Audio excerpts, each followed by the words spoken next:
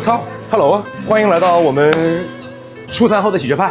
Today we're gonna make a classic that is oddly familiar, very white, but somehow still quintessentially Chinese to most city people from the north to the south. It is the reason for one of my first food arguments with people. 罗宋汤, or as you would know it, borscht. This originally is a broke bitch soup from broke bitch Eastern Europe that came with broke bitch cooks leaving their broke bitch country in the late 19th, early 20th century. The White Russians leaving what was not a good situation for them to come to Asia. They first landed in China, in Harbin, where my grandma was from, and then, because things didn't go very well there, they went down south to Shanghai, to the other European Eastern capital. And then they went down to Hong Kong because Shanghai just wasn't white enough for them. Carried on the backs of Russian cooks, made for Russian nobility, this dish went through changes and adjustments based on terroir agriculture, as well as the eventual Chineseification, because chefs ended up making it for themselves, the Chinese.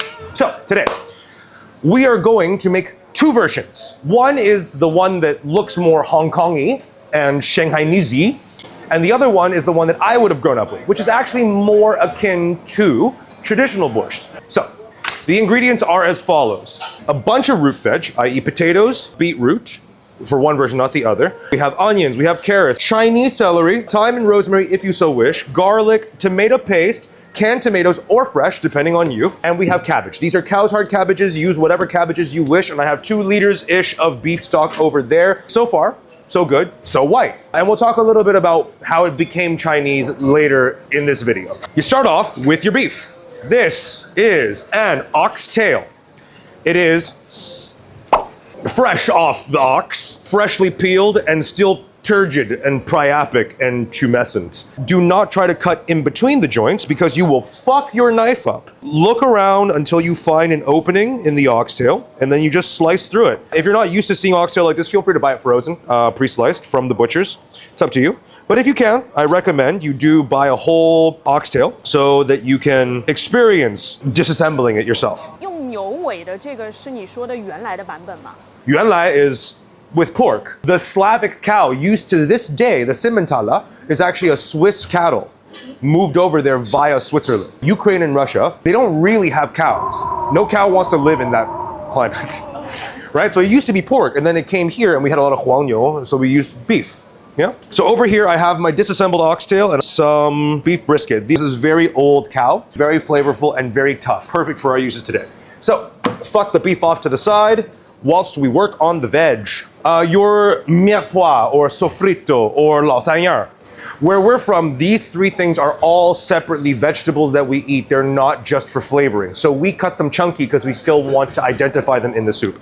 So don't cut them fine. Look for a centimeter, which is 3/8 of an inch chunks. 我读到了一个很有趣的新闻，俄乌战争之后，联合国教科文组织把这个汤认定为乌克兰的非物质文化遗产。像你刚刚说的，它传到中国是因为白俄罗斯人。No. White, not skin. White as in, there was the Bolsheviks and the Mensheviks. They were 2 very different shiviks. Okay.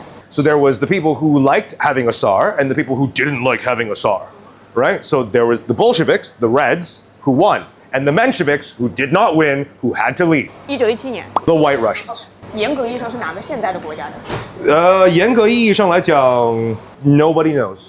It's from that area, because that area has always been very contested, right? So this soup comes from that area. If you told me it was Ukrainian, yeah, sure. If you told me it was Russian, yeah, sure. No. Armal and Damal is just Russians and all non-Russian Slavs. Damal is Russians, Armal is not Russian but still Slavic. Okay. So a Pole, a Serb, a Ukrainian, they're all Armal to a northern Chinese root. Armal, it's a northern slang. It's not meant to be derogatory, it's just how we differentiate between them. Because realistically speaking, there's a huge difference between a Russian and a non-Russian Slav. I remember as a kid, my dad telling me how to differentiate between the Russians and the non-Russians, and my dad's like, those are Russians. But how can you tell? It's like they're the ones that aren't smiling ever. 冻僵了吗？太冷了。 No, because being nice to each other is a sign of weakness. Being nice to each other is forpusie. Like, As a kid, my understanding of Russians is that every piece of literature and art they have is very depressing. Dostoevsky. No, not even Dostoevsky. Like the children's cartoon Cheburashka. Remember the Sochi Winter Olympics? Remember the little bear, rat, fucking raccoon thing? That's Cheburashka. We don't know if Cheburashka is a guy or a girl, so yay, trans rights. It's an LGBTQ kind of cartoon. We don't know. Okay. So in the first episode of Cheburashka, please feel free to search this up and go home and watch this. Okay. In the first 10 minutes, a children's cartoon introduces children to the concept of abandonment, theft, and a child being sold into slavery. I mean, like, if that's what they grew up watching, I'm not surprised that that's the kind of adults they grew up into. This is what you want for the base of your dish. 这是2个版本都是用这个吗？ Yeah, it all starts very similar and ends very differently based on only one step. All right, guys, follow me. We are going to heavily brown all of our beef. Give it some salt. And some pepper. There we go. Oh, you think you just said shui? Took me a second. It's just coming like, oh, he thinks he means shui. There's no way to cleanly translate the concept of shui into English. 图 No, 帅,委屈,冤枉. You can't translate these concepts into English. It's just impossible. You would need a whole fucking paragraph. 这个也是2个版本都要放的吗？ Everything here, once again, is pretty much the same except for 1 or 2 steps. 每家这个都不太一样，所以我会这么问你。 That's the most traditional thing about this dish, is that everybody has their own arguments about how it's supposed to be made. But I'm gonna make the version that you would see in the north back then, which you don't see anymore actually. All of my uncles would describe when my grandma made it. Because she grew up in like the 20s and 30s in Harbin when the Mensheviks showed up. The streets would have been horse-drawn carriages, cobblestones, and perfume by way of the Europeans. Big fur coats. That was Harbin. That's why it's called Harbin and not, you know, a Chinese name. So the Russians essentially they went from Pitya, which is eastern Paris, to Harbin, which is the Paris of the Easter. And then they went down south to the Paris of the southeast. They just couldn't stop going to not Paris. So we're gonna flip these around. You already know how to do this if you're watching this video. You most likely are a fan of Joshua Weissman or some other cooking channel, Binging with Babish. So you know what I'm gonna say. Brown this shit. How brown? Up to you. Traditionally speaking, for Chinese cooks, not that brown. I'm just doing this because it's a habit. But as a Chinese cook making this, we might skip this step altogether and just use dark soy sauce. It's up to you if you like this flavor or not. Browning proteins is a very Western way of cooking. Generally speaking, in Asia, the way we use fuel, i.e. cooking fuel, is not the same way that Western cooks used fuel in the modern day. So we would not have any form of cooking that involves this much not moving while the meat just sits and does nothing. That's why you see a lot of stirring and flipping motions in Asian cookery, because we think about cooking fuel differently. All right, so now it's up to the root veg. Traditionally speaking, gay little cubes is how I grew up having this soup. If you want to do big, manly chunks, that's also up to you. Here's why I think this dish is very, very particularly important to Chinese cookery. Did you ever have luo song tang in cha餐厅? You too, right? Yeah. And you had it in Not 茶餐厅 always at home, right? Yeah. Cool. And I would also have it in restaurant, like full-on restaurants. So us, from 3 very different parts of the country, in 3 very different establishments, for 3 very different reasons, are having essentially the same dish. This is a very magical form of coincidence, that we all have our own memories. Here in Canton, this dish is fast food. Shanghai, this dish is a homegrown meal. And in the north, it's a restaurant dish. You would never really make this at home. 所以是个大菜嘛。 No, it's just something you would order in a restaurant, because who the fuck wants to do this much cutting? 这很烦呐，这道菜，你不觉得吗？简简单单一个汤，你看我切了多少东西啊？ 你们也没少切其他的东西啊 ？Why not this? No, we always do big chunks. The only things that we chop fine are cong and suai. Everything else in northern cooking is huge. We're generally pretty much almost ready. Our beef has been more or less taken care of. Is that a Western Brown Symphony? No, This is not the Western brown symphony yet. If I added caramelized onions and then made a roux and put a brown stock in it so I can make a brown sauce for my brown steak, that's the Western brown symphony. Okay. All right, let's go. Brown again. Yeah, because look, this is all flavor. This disgusting layer of brown is all flavor. This is actually a step that a lot of Chinese cooks hate about Western cooking because they think the pot is dirty. But to Western people, oh, that's all flavor, man. 这个要 brown 到什么程度啊？ Just soft. Because remember, we're making the Chinese version of this dish, which means that we're not gonna brown it that hard. All right, so this is more or less as brown as I want it to be. This is technically incorrect because it's a little bit too brown, but I like this flavor, so who gives a shit? And also it's dirty from the plunge. So we're gonna separate half of this for one version of this dish, leave the other half for the other version. To a Shanghainese lady, this dish is 牛腩块. And we're gonna do the other version in the pressure cooker because oxtail takes a lot longer.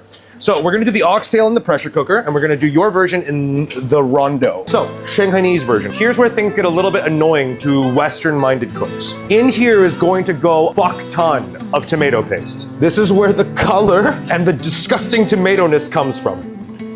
Then inside, we're gonna hammer a tin of crushed tomatoes, followed by a liter of beef stock, and then we're gonna flavor it with a very Shanghainese ingredient, Shanghainese Worcestershire sauce. This is what a lot of modern cooks thinks is ketchup.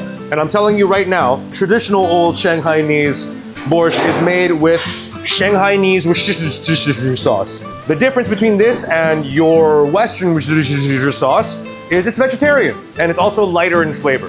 So that in combination with the tomato paste will give you that sort of tanginess, the tangy acidity. And then in here we can throw in a little bit of sugar because A little bit. the Shanghainese people love sugar. This is soup for like 10 people, man. Then you throw in some thyme, swoosh this bitch around, and you are good to go. 来，高同学，帮我手着一下，放爬楼上面凸凸行不？好嘞，没问题。然后呢，拿那烤箱纸帮我卡凸洗一下，做个帽子，行不？好嘞，没问题。这个要凸多久啊？ I would say until it's 弹牙, a little bit of chew, but still chewable. Start tasting the meat chunks at about 2 hours in. To 是 stew 还是 braise？ Tul is a verb for a little bit of blipping, like a little bubble shows up every time. Okay. This is tutu. You can also tutu someone's balls. Tutu. Pa is less than a braise. Dun, 这就是炖. The whites aren't going to understand this. You're asking, like, even the Cantonese are like, right? The whites are not going to understand. 我一直很好奇，这不是个 magpie word 吗？ No, it's just a 东北多用动词。对，突突。对对，然后呢，被机关枪突突死了。水突突了，对不对？然后你上按摩椅突突一会儿。All right, cool. Into the pressure cooker goes my ox tongue. In here goes my other beef stock, followed by a lot of water. This is a little bit more traditional. This is going to be a soup that's colored with beetroots. It's going to be a bright pink purple. In goes my beetroot, a little bit of thyme, and in the pressure cooker it goes. I like to cook with a part of my beetroot to color the soup. And then when it comes time for us to put the potatoes in, which is the second round of pressure cooking, I like to put in another batch of beetroot for texture. Professionals. And we're going to TUTU for 40 minutes while we let our brisket in the Shanghainese version TUTU for about an hour. At which point we're gonna come back and then see if we can get them to all finish at the same time. All right, so after 40 minutes in the pressure cooker, I'm going to add now my second hit of beetroots. Half of my prepared potatoes. Give it a stir. This is that kind of pink purple vibe that I grew up with. Careful, hot. Let's take a look at what's going on here. This is the texture that we refer to when we say 弹牙. It's chewy, but chewable. That's the texture description for 弹牙. If you're a European and you want really tender meat, let it ride for another hour or two. I think that this, after another half an hour of cooking, with the potatoes, will be perfect. All right, and our second half of potatoes goes in, and we're gonna add the final ingredient of cabbage. I'm gonna use cow's heart cabbage because it's a little bit quicker cooking. Use as much or as little cabbage as you wish. 2 big hearts of cabbage are good enough for me. You want quite nice and chunky because you want it to stand up to the cook, which is another about half an hour out from the meat being done and the potatoes being tender. So please don't feel the need to cut this too fine. Use that to weigh it down. And we're gonna let it hang out here for about half an hour, both in the pot as well as in the pressure cooker 内打. And we'll see you guys for serving suggestions. About 40 minutes later, we have 2 beautiful big old pots of soup. Still have the other one to get. Don't wow yet, wow later. Some dirty little secrets. MSG 吗？ Nope, it's the solution to most things, but not everything. This is a dish that has been hanging out in China for a while. A lot of seasoning will be a little bit Chinese-ified. A little bit of soy sauce for the salinity at the end. And if there's not enough acidity in the Shanghainese version, Chinese sauce. Whoever's serving this will start deciding who the favorite in the family is. And if we're serving for the favorite, we're gonna get a few extra chunks of meat and potato. This is not a very heavily seasoned soup. The Shanghainese don't eat that heavily seasoned. Does not need any garnish. And this is another memory. Seasoned with vinegar. And also because there's no tomato in this, you can go a little bit heavy with the vinegar. A nice, bright, beautiful, pink-purple techno-violet soup. 2 nice, generous chunks of oxtail. Traditionally, you would garnish with dill. But because I know my people, we didn't have dill. So we use huixiang. And you put some huixiang on top, which is fennel, and then you're in Cadence, so you use Cadence 老酸菜. Though I never had the chance to meet her, I would like to pretend like my grandma, my dad's mom, would have sat down at a restaurant and ordered this in some sort of a Russian eatery on the streets of Cadence before things went to shit. And there you have 2 Chinese classics. 这个橙色的我们会配罗宋面包，然后那个颜色的你们是配什么吃的？大列巴. OK. I'll teach you guys how to do this. If you're actually interested, let me know in the comment section down below. In the Northeast, where we're from, well, where I'm from, our word for bread is lieba because we don't know how to pronounce chlieb, which is the Russian word for bread.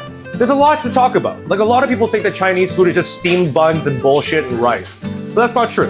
Anyways, which one do you want? 你喝你的，我喝我的。You want to trade? Completely different, right? But same dish, same people, just a different time period. Thank you for joining us. I look forward to seeing you next week. Don't forget to comment, like, subscribe, and help me grow this channel so that I can have another form of income from the glorious and educated West.